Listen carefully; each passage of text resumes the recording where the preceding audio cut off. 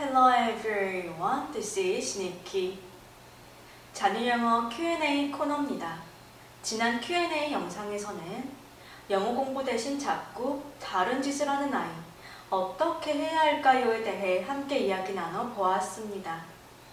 네, 그 해결책으로 샌드위치 원리 또는 프리맥 원리에 대해 함께 알아보았죠. 오늘의 Q&A 영상도 학부모님과 학조부모님들께서 제 강의에서 질문을 하시거나 혹은 유튜브 댓글로 문의해 주시고 요청하신 내용들에 대해 함께 고민해 보기 위해 마련했습니다. 오늘의 질문은 자녀가 혼자서도 스스로 영어 공부를 척척 잘 하려면 어떻게 해야 할까요? 입니다. 오늘의 영상도 끝까지 쭉 시청을 하신다면 자녀의 영어 지도뿐만 아니라 자녀 교육 전반적으로 큰 도움이 될 거라고 판단합니다. 들어가기 앞서 이번 영상이 유익하고 도움이 되신다면 구독과 좋아요, 알림 설정 부탁드리고 또 주변 지인분들께도 널리 제 채널을 소개해 주시고 홍보해 주신다면 대단히 감사하겠습니다.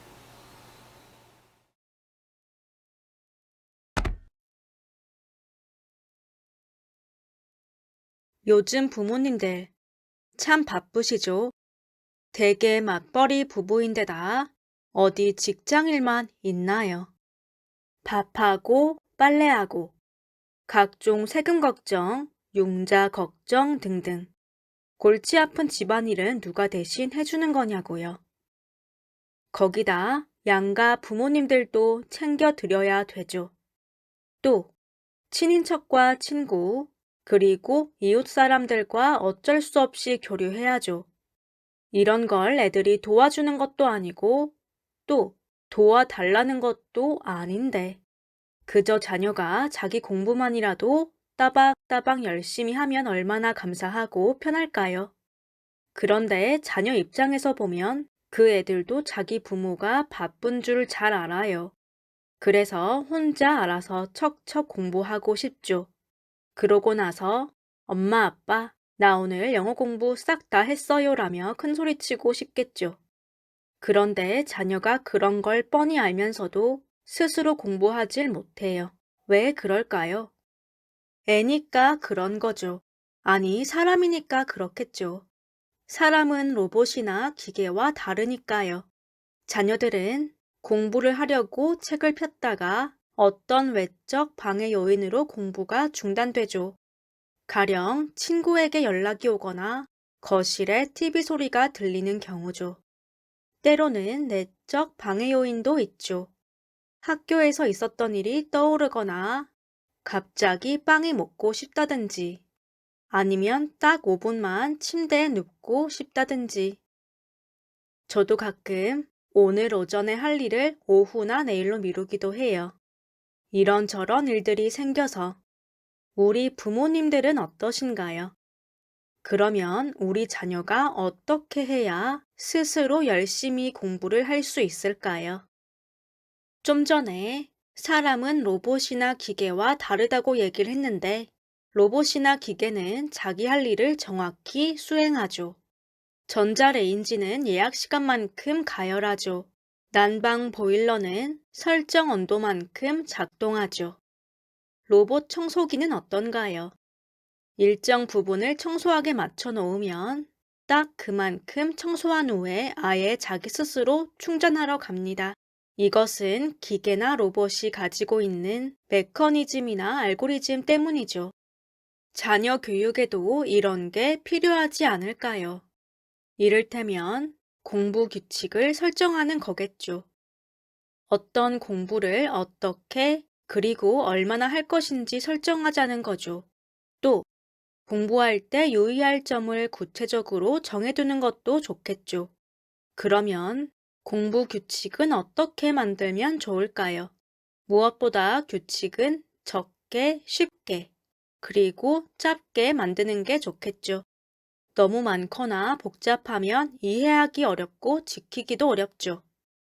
유치원생까지는 3개 정도, 초등학생은 5개 정도가 적당해요. 규칙은 짧고 쉽지만 구체적으로 표현해야 아이들이 이해하고 지키죠. 예를 들면, 오늘의 영어 단어들은 10번씩 쓰고 듣고 읽는다. 또는 매일 스스로 공부하고 부모님께 점검을 받는다의 규칙은 어떨까요?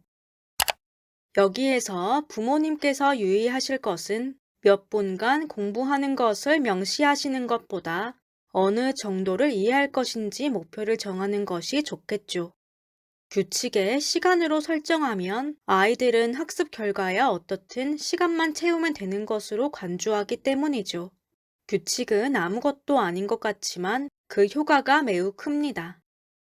교통 규칙 없이 차를 운전한다고 생각해 보세요. 끔찍한 일이지요.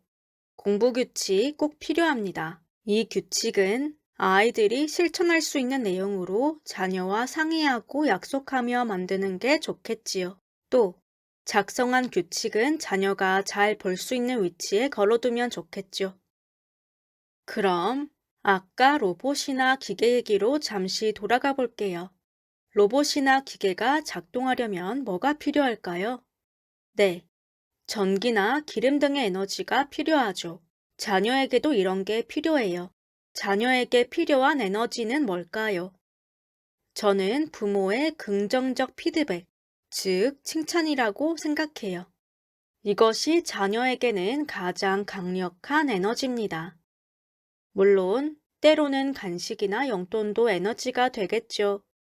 또 아이가 하고 싶은 일, 이를테면 앞에 강의에서 말씀드린 샌드위치 원리를 적용하는 것도 좋겠죠.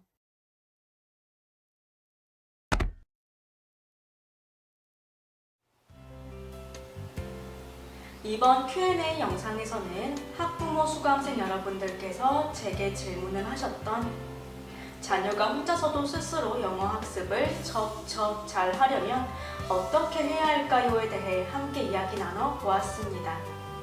여러분의 생각이 궁금합니다. 좋은 의견 댓글로 많이 나눠주세요. 또 오늘의 제 영상을 시청하시고 궁금하신 부분도 아래 댓글로 남겨주세요. 함께 이렇게 고민도 나눠보고 이야기도 나눠보면 참 좋겠습니다.